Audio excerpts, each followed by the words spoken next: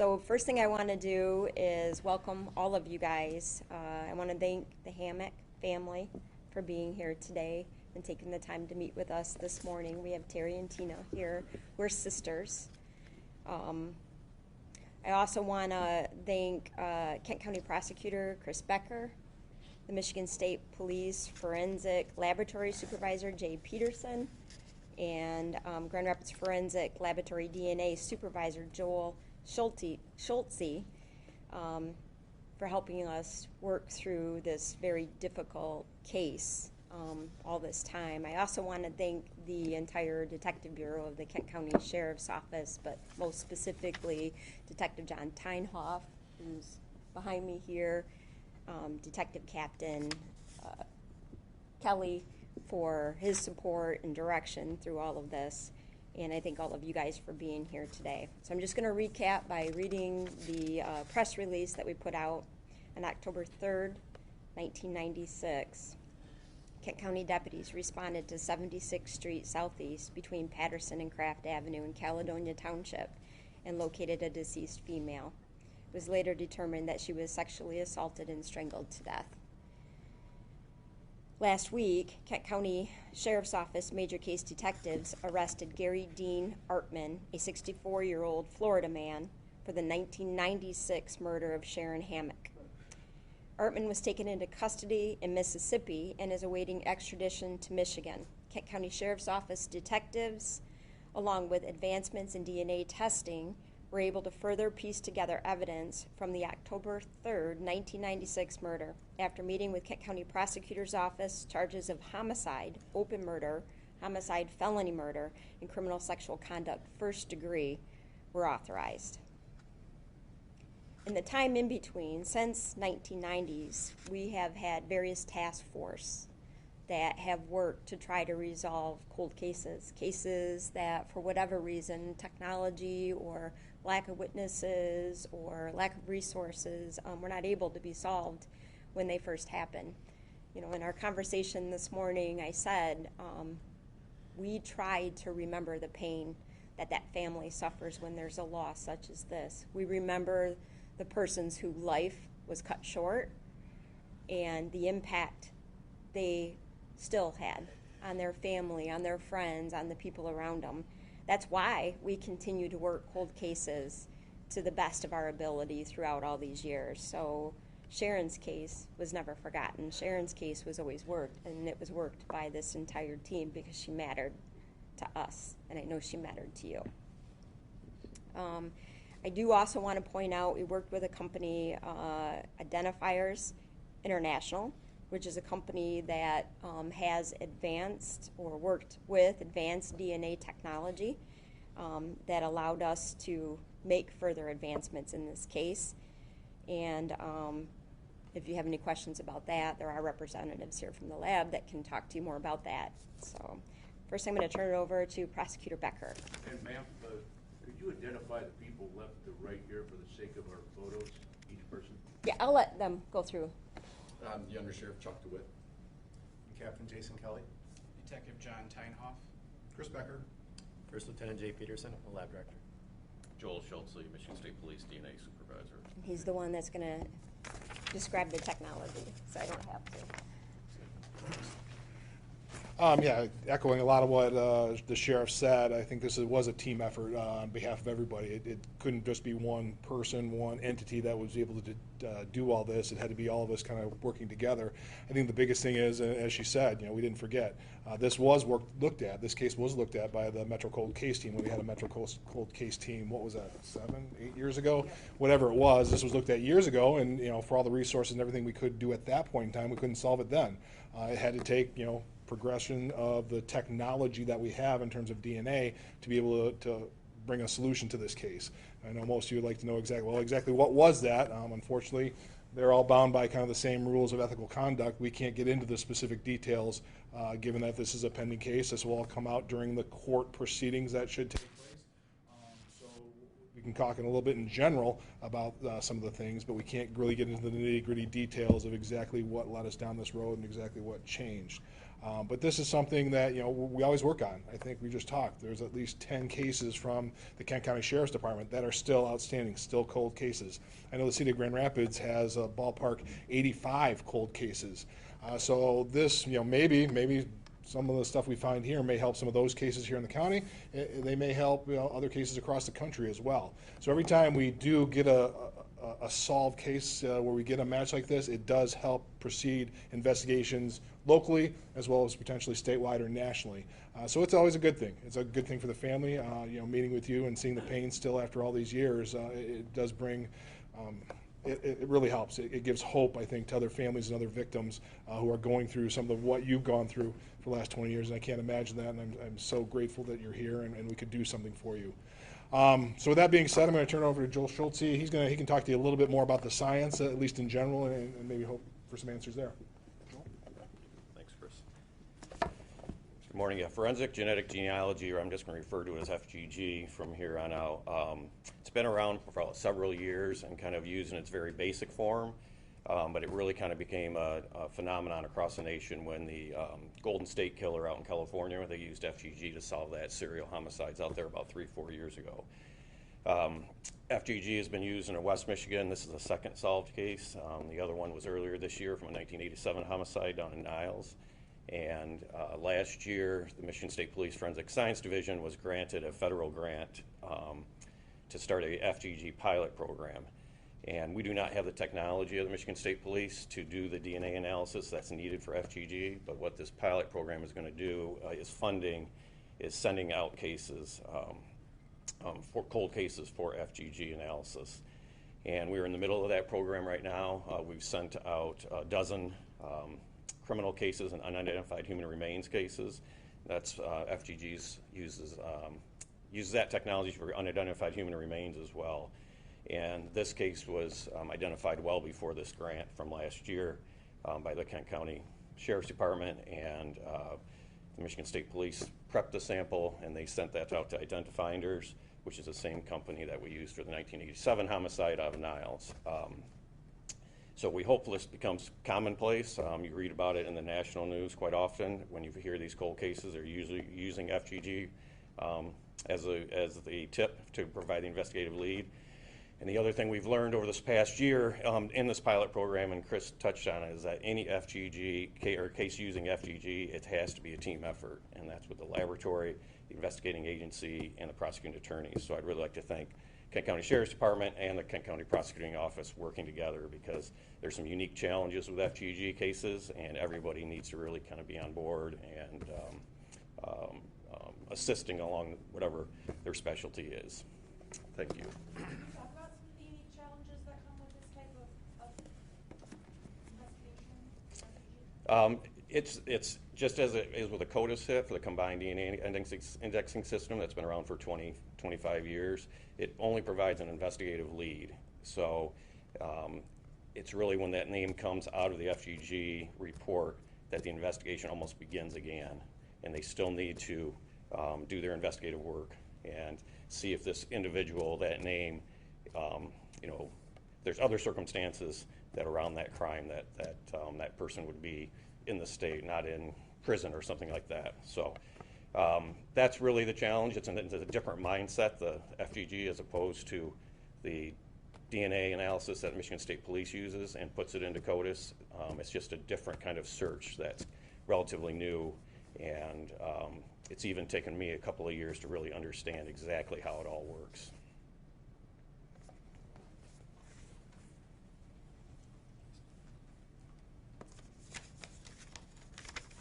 I think the one important issue with this type of search is that it doesn't produce one person that is an identification. It's a pool that has to be then further investigated. So that's why we're saying it. We develop probable cause in a lot of the very traditional ways after we have a direction that we go to. So it's very time consuming for the detectives to work these cases, and that's why.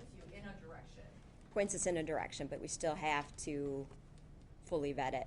There are a couple other departments that I want to thank.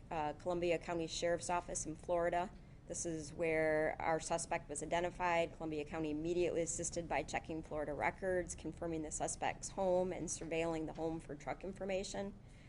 Mississippi Highway Patrol, they helped us bring him into custody. Mississippi Bureau of Investigations, detectives worked during the night to help us prepare search warrants and suspect's DNA and assisted us in getting signed, served, and mailed back to Michigan. Forest County Sheriff's Office, Mississippi, is where the suspect is currently housed, and provided us with a location to do many of our interviews with the suspect. Jefferson County Sheriff's Office, Alabama, who are assisting us in the initial phases of the search. U.S. Postal Inspection Service, who worked outside of their normal processes to help us expedite the DNA back to Michigan. The Kent County Prosecutor's Office, who assisted with case review, planning, and charging. And again, this is not your run-of-the-mill case, so many of these processes were outside of all of their normal processes. MSP Crime Lab for planning expeditious DNA processing. So I do want to just identify, they were able to get this done in a 48-hour period, which is different than the 6-week period that it normally takes, because the priority of this case, the need to solve this case as soon as we possibly could. And again, we talked about Identifiers International. Those are the participating entities, and at this point, if you have questions for anybody up here, feel free to ask. Mr. Sheriff, James Gimmel, Sun and News, and a reminder. I have a bunch of questions, some of them might be stupid, but other media can jump in if they'd like. Walk us back here. Who found her body, and how long after the crime? So I'm gonna let the detective, who's giving me the very wide-eyed look right now, talk about any case details that we can discuss. You wanna come up here, John? Sure will. And if you'd identify again, just so we have it on paper, we'll go back. I'm Detective John Teinhoff, the Kent County Sheriff's Office. Okay, so, yeah, who found her body and how long after the crime? From what I understand, some passerbys found her body on the side of 76th Street in Craft in the early morning hours of October 3rd, 1996. How was the arrest made? Yeah, when they actually took him into custody, where was that? How did that come about? I wasn't there, but what I understand is it was a traffic stop with the Mississippi police agencies, and he was taken into custody with no incident. Was he driving a truck at that time when he was taken into custody? Was he driving for work? Yes, he was pulled over in a commercial vehicle. Can you tell us who he was driving for? No, I cannot. Is he being investigated for possible other crimes? I mean, could he have committed other similar heinous acts? Those cases are still, there's a lot of cases we have to look at here. They're open, so we can't comment publicly on the cases at this time.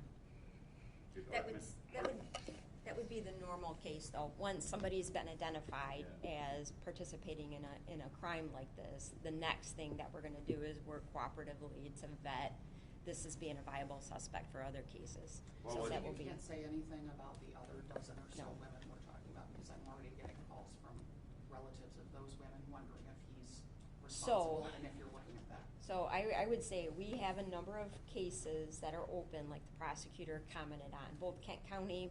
Can you do that again? Yeah, we have a number of cases that are open that we continue to investigate as the Kent County Sheriff's Office. Countywide, there are more cases that are open, another 85 to 95, I'm not really sure of the exact number. So those will be obviously the first ones, but because of his ability to traverse many states due to his type of occupation, it's certain that it wouldn't be just excluded to Michigan, that we should consider him as a possible candidate. So they'll reach out to other organizations who might have open cases. We'll certainly vet the ones here in Kent County. We'll vet others that might be in Michigan. And again, I don't have a known number or specific cases that I can give you right now. If you are receiving calls, certainly refer them to our Detective Bureau and make sure that if there's cases out there that they are being examined, if they are similar in nature. What's that phone number? 616-632-6125. Did Artman and Hammack know each other, or was this random? I can't get in any of those case details. I guess could you kind of just better explain, like, what was he doing in Mississippi? Like, So from he is Florida a to truck Mississippi? driver. Okay. And he He's- was just stopped there? Yes. So between the time like that you knew that you had him to his actual arrest, what was the time period there? Just days, weeks? I Okay. can't comment on that. You may have said this, but her age at the time? I didn't say it, and I don't think I know it. She was 29. 29, okay. Thank you. And then at the time of the crime, was he considered a Florida man, or was he residing up here? I can't get into any of those case details. So no timeline at all in terms of when he. We don't have any of that information available right now. I don't When know. he'll be brought up here, you don't know? the So timeline? there's a legal process when you're taken into custody out of state. There's an extradition process. We don't have it firm whether or not he's going to fight extradition or not fight extradition. It will vary dramatically based on what that legal decision on his defense is. So I can't confirm. I will say we will send out an update when he is brought back to Michigan. When he gets here, he'll be brought to the Kent County Sheriff's Jail here on this site and held until the case comes to fruition. So we know he served time in Michigan in the 80s, I think. Yeah, I don't have the exact carceration times, but he did serve on a previous case in Michigan. Can anybody tell me if he has other convictions from other states? I don't believe he does. How about the victim? Was she married, have children? She had 2 children and she was pregnant with the third. She was pregnant with the third. When you talk about, you mentioned the Golden State case, so I want to go back to that. Those types of cases, they have a variety of controversy that surrounds them, but it's clear today how important this is to this family. Can you go into depth a little bit more about, what this is and why it's essential for families? Because people have said, oh, I don't want to do an ancestry, DNA, or 23andMe and have people, be able to find my family, but it's clear that it helps in these types of cases. Yeah, so the process would be if you, and this is what's different than our normal state police or government laboratory type of DNA profile that's generated, is these private FGG companies are developing a sequence. So without getting too technical, they're basically looking at each base pair of the DNA, and they're looking for single nucleotide polymorphisms, which are a little bit changes, and you're going to share those with the relatives. So if I were to send my DNA into Ancestry and Me or Family Tree or whatever it may be, there is on the consent form, a box you can check that says, I will make this available for law enforcement. So any of those profiles that they're using, they have had consent from the person that's been sending those in. And then once they develop that profile from the evidence, there's a search and a rank comes back of numbers, and the higher the number, the closer that relative is to you. So let's say if I sent mine in and I had either a parent or a child that had done that crime, that number would be sky high. Typically, I've never heard of that happening, but they'll get a cousin or a uncle, and they can actually, what's different between CODIS, as the sheriff alluded to, is that if you get a hit in CODIS, it's a single person or their identical twin. That's the only people that it could be. In FGG, what they do is they find these 2 high-ranked ones, and they can go out as far as third cousins once removed. So that's the power of this. So if I sent mine in for FGG or for Ancestry.com, not only am I entering my profile into that database, I'm entering everybody out to my third cousins once removed. So it's like I might be entering 150 people. And then what they do is they build the family trees back up from those relatives that they found, and then you build it back down to the evidence. And that's why sometimes it can come back to a family of names or a family of, and if the DNA is from a male, then we know it could be only these brothers or sons and fathers, that sort of thing. So that's how it's a little bit different, and it needs the investigative work that the sheriff referred to. We hear the term serial killer all the time, right? Can anybody say anything about whether that has come up in this case in any way, shape, or form? We have a guy who's driving a truck across the country for I don't know how many years. Well, I'm not going to use that term because that's, right now we've got this case, and that's the case we're going. And as the sheriff said, we're going to share it with, not only our law enforcement partners here, but we'll share it with law enforcement partners across the state and across the country. So that'll be determined later on. But right now, we're focusing on this case and this family, and we can say we're confident we believe we've solved this case, and we'll see what it develops as we share this material with other law enforcement agencies. I know there was a case in Arkansas, I believe Little Rock, where a woman's body was found in a field. It's not too far away. I don't know if you're exploring a possible connection there. It's, I guess, and you could probably put it better, but, we share it. It's not like we hold it and hoard it, so anybody, there's missing people, missing, bodies, or whether it be women or males all across the country. And so every time one of these cases breaks, hey, could this be our person? And they'll, the law enforcement may reach out to them, or, law enforcement here will, kind of share it with them. So there could be a ton of cases. This could be the only one. It just remains to be seen. So is he on CODIS already? He's not. Okay. He's not. Still So that not, is, why that takes.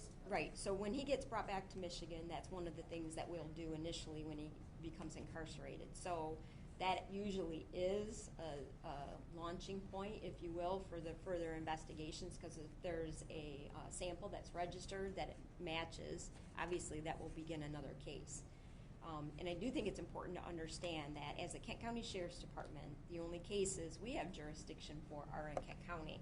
Same thing with the Kent County Prosecutor's Office. So we don't investigate cases outside of our jurisdiction.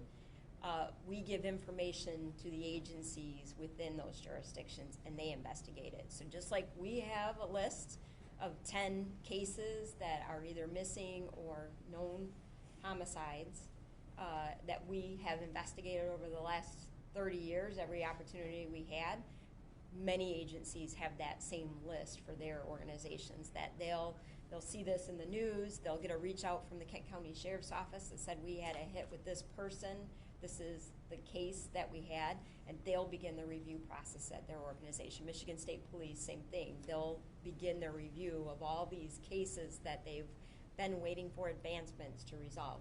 But it's an individual jurisdiction's responsibility, and obviously they have the most knowledge about the case. So they're going to know about the unknown, unidentified body in Arkansas that we wouldn't know about. I'm going to ask another question you don't have an answer for, but timeline for extradition, you're hoping later this month?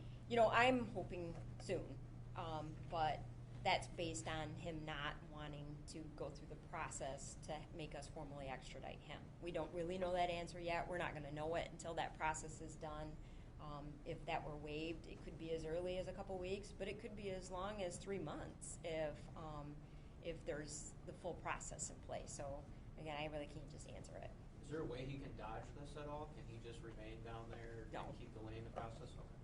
Can you talk about how the cultural shift since the 90s has played a part in this? For example, like, women or people who struggle with addiction 26 years ago perhaps were a target for people who wanted to hurt them. And now it's taken 26 years to kind of change that. I don't know, Michelle, that's something that you can comment on. That is still a thing today that we struggle with. We've started a human trafficking unit here at the Sheriff's Office, and we work in conjunction with the prosecutors on that as well, because many of the individuals who are victimized in multiple ways and are struggling in multiple ways. And so finding ways to help them before they're met with violence, before they've basically had diminished life because of these events. That's what we are hoping to do with our human trafficking unit, is to discover the person in need, get them the resources that they need, and support them in their life, as opposed to investigating cold cases 30 years later. So, but we have to do both.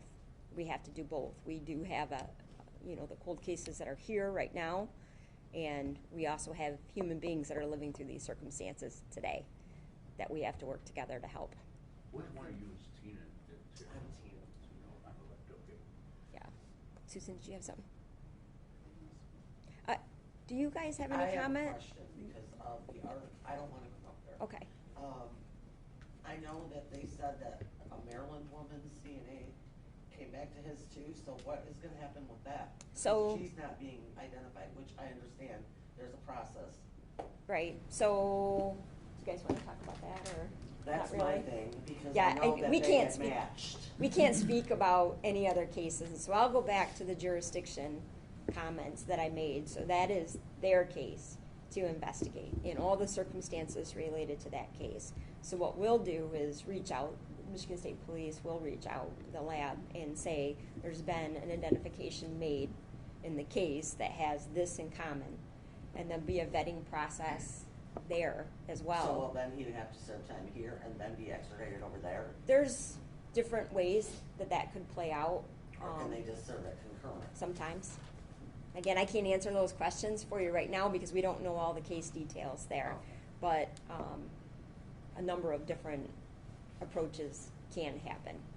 So I think Artman was released like around 90, somewhere around there in the state of Michigan, which was long before they were taking DNA from Yes. prisoners, right? So Mhm. can you talk about that, how, you know, if he were serving time now, it would be a little different in terms of when he got into the system? I mean, Yes, please. Thank you. He's like, "Do you want me to-" So, you know, you talk about the cultural shift. There's also been a shift in how cases are investigated. So we're, you know, in this timeline, we could be talking about pre-DNA. We then transition into convictions, and upon conviction for certain crimes, those that were convicted were then required to submit their DNA, which would then be submitted into CODIS to then be analyzed and determine if in fact there have been other associated cases.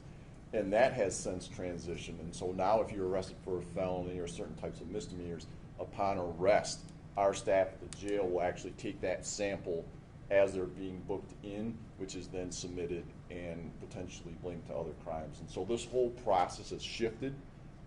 Society has recognized the importance in trying to identify and establish whether that person was responsible for additional crimes. And so law enforcement has absolutely been benefited. The victims and the victims' families have absolutely been benefited from this technology shift. And so, yeah, it truly is a tool in the toolbox that we're benefited from.